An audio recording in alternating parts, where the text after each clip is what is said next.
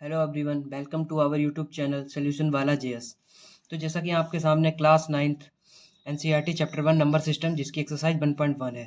तो यहाँ पे पहला क्वेश्चन लिखा है, is zero are rational number, can you write in the form of p upon q where p and q are integers and q is not equal to zero. अगर आपको rational number, real number और irrational number नहीं पता है तो सबसे पहले इस पे नज़र डाल लेते हैं, फिर आपको एक्सरसाइज करने में बहुत ही मज़ा आएगा। तो पहले हम शुरू कर लेते हैं रियल नंबर। रियल नंबर यहाँ पे क्या होते हैं? The collection of all rational and irrational numbers are known as real number।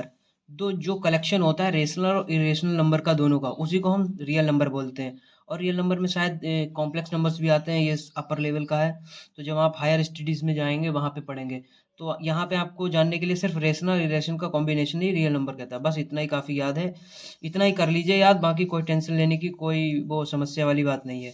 तो यहाँ पे रेशनल नंबर क्या होते हैं? The numbers of the form p upon q where p and q are integers and q is not equal to zero are known as rational number.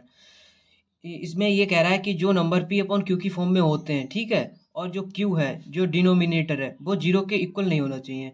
तो जैसे कि example 3/5 rational number है क्योंकि 5 zero में denominator में तो zero है नहीं।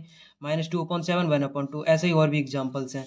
तो यहाँ पे कुछ मैथमेटिकल इक्वेशन लिखी हुई है, q is equal to p upon q, p and q belongs to I and q is not equal to zero. तो ये डिफिनेशन भी अगर एग्जाम में 1-2 नंबर में आती है तो आप लिख सकते हैं इसको डायरेक्टली। बाकी आपको नोट्स में अच्छी तरीके से ये नोट्स बनाने हैं, प्रॉपर नोट्स में प्रोवाइड करे दे रहा हूँ, और स्क्रीनशॉट आप लेते जाइएगा।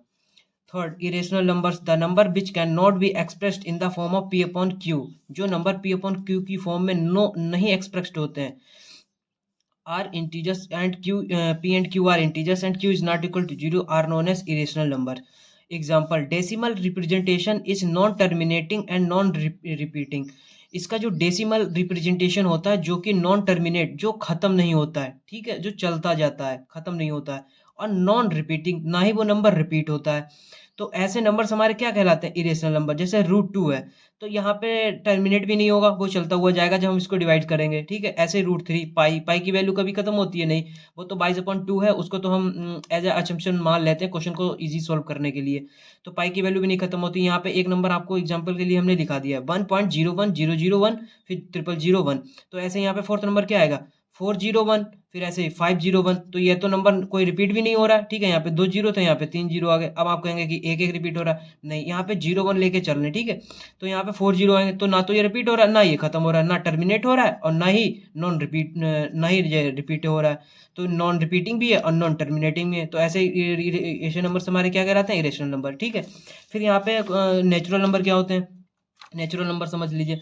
नेचुरल नंबर्स इसको डिनोट करते हैं एन से। Counting numbers are known as natural number, 1 2 3 4। जो भी हम डेली लाइफ में यूज़ करते हैं नंबर्स, अब आप कहेंगे कि 4 5 3, जैसे भी कोई भी पैसों का लेन देन करते हैं तो वो सारे निगेटिव में तो करते नहीं है, ठीक है, और वो पॉजिटिव में ही करते हैं। तो वो जितने भी काउंटिंग नंबर्स हैं वो हमारे नेचुरल नंबर है, ऐसा समझो सीधी आसान भाषा में, ठीक है। और whole number, all natural number together with zero. जितने भी नेचुरल नंबर हैं उनको अगर जीरो जीरो उसमें ऐड कर दिया जाए तो वो बन जाएंगे whole number, include zero with zero. ये हमने ओ नहीं लिखा है, जीरो लिखा है। कुछ बच्चे ऐसे होंगे या अगर समझेंगे आपने ये ओ कर रखा है, तो आप समझ जाओ मैं किन बच्चों की बात कर रहा हूँ, ठीक है। तो यहाँ पे ये जीरो है, ठीक है। उन बच्चों के लिए भी मैं आसान भाषा में समझा रहा हूँ, कोई टेंशन वाली बात नहीं। एग्जाम्पल 0 1 2 3, ठीक है। इंटीजर्स इसको डिनोट करते हैं जेड से, और कई कई बुक्स में इसको आई से भी डिनोट किया जाता है, तो आप अपने हिसाब से देख लीजिएगा। All natural number and zero and the negatives of natural number form the collection of integers. समझ गए आप लाइन? एग्जाम्पल -2 -1 0 1 2, जैसा कि डिफिनीशन में बोला गया वैसे ही सारे एग्जाम्पल्स लिखे हुए हैं। होल नंबर आर इंटीजर, ठीक है। All natural and whole numbers are integer. अब आप कहेंगे पॉजिटिव इंटीजर्स 1 2 3, नेगेटिव इंटीजर्स -1 2 3, ठीक है। तो यहाँ पे एक पॉइंट नोट में दिया गया है, ये आप समझ लीजिए।